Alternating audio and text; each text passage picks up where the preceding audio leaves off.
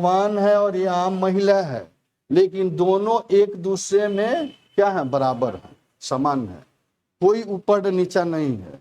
यानी कहने का अर्थ है प्रेम समाज में स्थापित की जा रही है ताकि महिला पुरुष समान हो।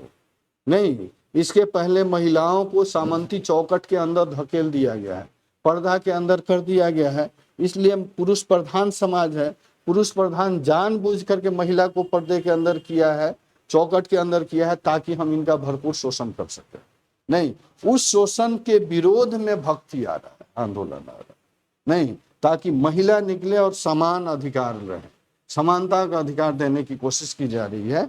और इस कोशिश से ही आप ध्यान रखेंगे कि यहाँ पर धर्म में ये सारे गुण मिल जा रहे हैं, सारे तत्व मिल जा रहे हैं, जिसकी वजह से भारतीय समाज में सभी को समान धर्म का अधिकार दिया गया।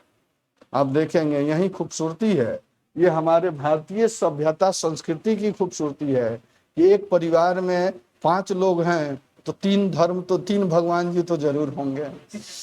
नहीं, 3 भगवान जी, 2 भगवान जी तो जरूर होंगे। यहाँ तो देखा जाता है कि माँ के भगवान जी अलग होते हैं, आजकल शिव आराधना का प्रचलन है। नहीं, सबकी माँ जो होती है, परसेंटेज माया आजकल शिव आराधना कर रही है। नहीं, और पिताजी होंगे उनका अलग धर्म होगा, और बच्चों का अलग धर्म होगा, बहू आएगी तो उसका अलग धर्म होगा, हो जाता है। यही खूबसूरती है बाबू। लेकिन सब है क्या, एक नहीं, पूजा पाठ अलग करते हैं लेकिन रहते हैं सब एक ही। तो यही समावेशी संस्कृति है। इसी के वजह से देखिएगा, इन सब चीजों को देखते हुए हमारे संविधान निर्मात्री सभा के सदस्यों ने धार्मिक स्वतंत्रता की बात की और कहा कि भैया तुमको जैसे अपनी पूजा पाठ की पद्धति अपनाना हो, ये नहीं कि हम तुम उत्तर के तरफ मुंह करके कर रहे हो तो कोई काहे करेगा कि उत्तर के तरफ मुंह करके पूजा कर रहे हो। नहीं, ईश्वर तो सब जगह है, हम में तुम में खड़क हम में सब में व्यापक राम, सब जगह राम है भैया। नहीं, सब जगह राम है तो मन चंगा तो कठौती में गंगा, कहीं भी पूजा करो, ईश्वर कहता है तुम कहीं भी पूजा करो, मन शांत होना चाहिए, साफ होना चाहिए। नहीं तो हम आ जाएंगे, समझ ना। तो वो बात है। और ये सब खूबी दिखी जाती है भक्तिकालीन संतों में, इन्होंने अपने आप को समर्पित कर दिया। कबीर की बात देखिए, कबीर को कहा जाता है कि हाथ पैर बांधवा करके समुद्र में फेंक दिया गया, उनकी श्रद्धा थी। और सुबह देखा गया कि पुष्प के कमल के ऊपर तैरते हुए नजर आ रहा है, समझ गया। खूंखार हाथी के सामने फेंकवा दिया गया, कुछ देर के बाद देखा गया कि हाथी जो है नतमस्तक हुआ पड़ा। नहीं, यह है भक्ति में शक्ति है। और यही एक विद्यापति का यहाँ प्रसंग है। विद्यापति का नाम सुने होंगे, नहीं, मैथिली कवि हैं। विद्यापति जो हैं ये राधा कृष्ण की भी भक्ति करते हैं, नहीं, गंगा की भी भक्ति करते हैं, इसके साथ साथ शिव की भी भक्ति करते हैं।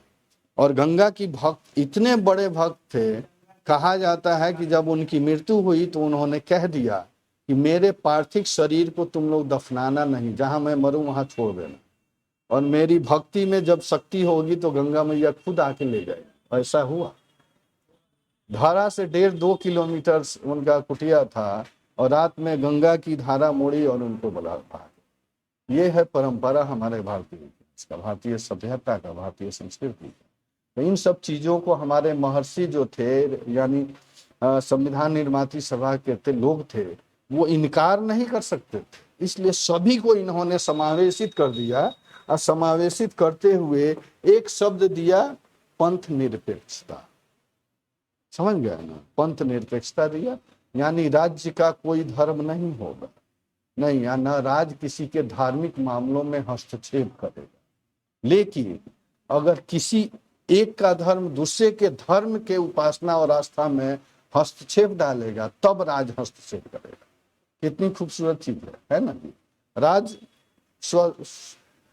निष्पक्ष है, आप मानिए, लेकिन आपका आस्था उपासना, इनके आस्था उपासना में जब प्रतिबंध लगाएगा, अगर वो विघ्न डालेगा तब राज हस्तक्षेप करेगा। यानी राज क्या है, टर्सरी उसका पोजीशन, प्राइमरी सेकेंडरी नहीं है, टर्सरी। इसी को कहते हैं पंथ निरपेक्ष। क्लियर है जी?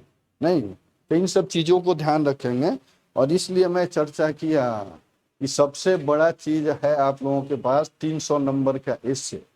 300 नंबर के एसे में यही सब लिखना है। वहाँ संस्कृति से भी प्रश्न बनेगा, इतिहास से भी बनेगा, नहीं वहाँ से बनेगा, तो इन सब की चर्चा करेंगे और जोड़ने की कला आएगी।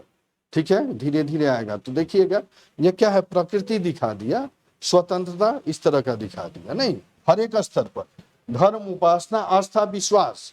आपका विश्वास है राम में तो राम में कीजिए, कोई नहीं कह सकता कृष्ण में कीजिए। नहीं, आपका कृष्ण में है तो आप कृष्ण में कीजिए, कोई नहीं कह सकता कि शिव में क्यों नहीं है। मेरा है नहीं, हनुमान जी को मानेंगे, मानिए भैया, उसी को कहते हैं विश्वास। आपका विश्वास है, यानी आपको लगता है कि हमारे ऊपर किसी न किसी आध्यात्मिक शक्ति का असर है, जिसको याद करने से, जिसका नाम लेने से हमारे कार्य पूरे होते हैं, तो आप कीजिए, आपको पूरा अधिकार है। नहीं, इसकी बात करता है। अभिव्यक्ति, वाक एंड अभिव्यक्ति की स्वतंत्रता, नहीं इसके लिए आर्टिकल दिया गया 19(1)(a)। नहीं, आपको अपनी बात को रखने का अधिकार है, अपने विचारों को रखने का अधिकार है। कोई ये नहीं कह सकता कि आप अपनी बात को क्यों रख रहे हो। कोई भी बात है उस पर नेगेटिव पॉजिटिव विचार रखने का अधिकार है। नहीं, मानना ना मानना उनकी बात है, आप रखिए, नहीं तो इसकी स्वतंत्रता देता है। क्लियर है जी। चलिए इसके बाद आता है